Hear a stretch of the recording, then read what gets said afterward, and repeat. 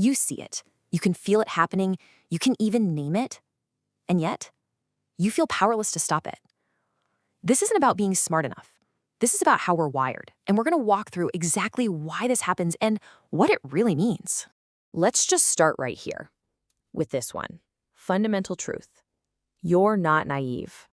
And you're not unaware. You haven't missed the signs. In fact, this is the most painful part, isn't it? You probably see it all happening in real time.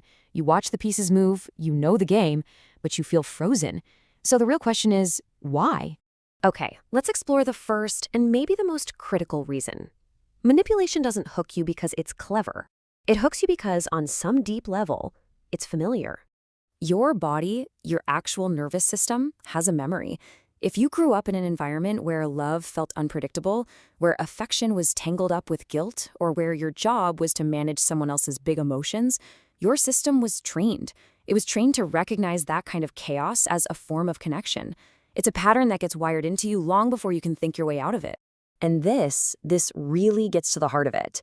When that same dynamic shows up in your adult life, it doesn't always trigger alarm bells. For some of us, it triggers a deep, subconscious sense of familiarity. It feels like something you already know how to navigate, how to survive. And this idea of familiarity flows right into our second point. Manipulators are masters of creating emotional intensity, and our bodies often mistake that powerful stimulation for genuine connection. Just look at the difference here. Intensity is all about fast bonding, dramatic highs and lows, a constant sense of emotional urgency. It's chaos that feels like chemistry. But real intimacy, well, that's slow. It's built on consistency, on safety, on a calm connection. A manipulator creates the feeling of a profound bond in just days or weeks. It's a shortcut that completely bypasses the real, quiet work of building actual trust. So this is the crucial distinction. That feeling of being overwhelmed, that chaos that feels so deep and meaningful, it isn't intimacy. It's stimulation. And it's an especially powerful drug for a nervous system that's already gotten used to it. This brings us to one of your greatest strengths, and in this context, one of your greatest vulnerabilities, your empathy.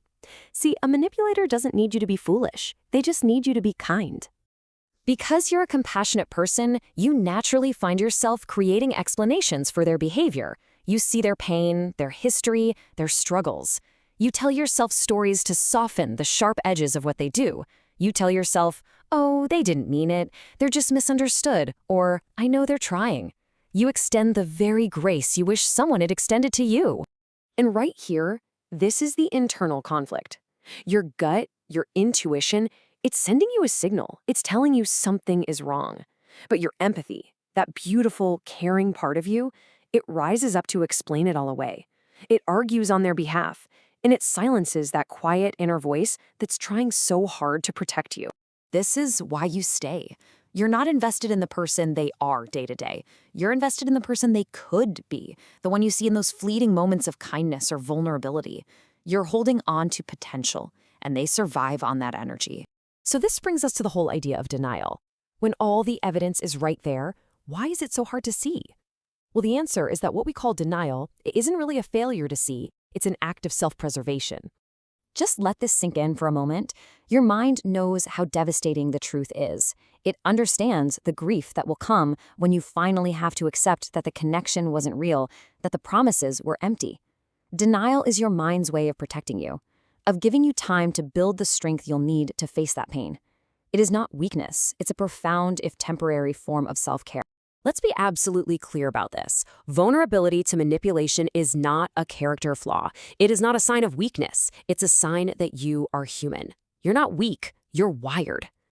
This process has very little to do with your logical, thinking brain. It's a direct line to the oldest, most fundamental parts of you, the parts that crave connection, safety, and belonging. It simply hijacks your wiring. Which brings us to the final and most important part of all this. If you can see it and understand it, but you feel like you can't stop it, what is the real answer? We've already established that awareness, by itself, isn't enough. You can have all the knowledge in the world, and it still might not break the pattern. So, what will? The answer is simple, but it is not easy. Self-trust. This means learning to finally honor that quiet voice inside you. It means trusting that feeling in your gut even when you can't logically explain it. It means trusting that your perception of reality is valid. It means trusting that your no is a complete sentence and it doesn't require any justification. This is the ultimate takeaway. The dynamic doesn't change when you finally figure them out. It changes when you finally decide not to abandon yourself in order to accommodate them, when you choose your own peace over their manufactured chaos. Because in the end, the power was never theirs to take. It was always yours to give away. The moment you reclaim the authority over your own inner world, the entire game ends. And you finally learn that your compassion is a gift to be given, not a debt to be collected.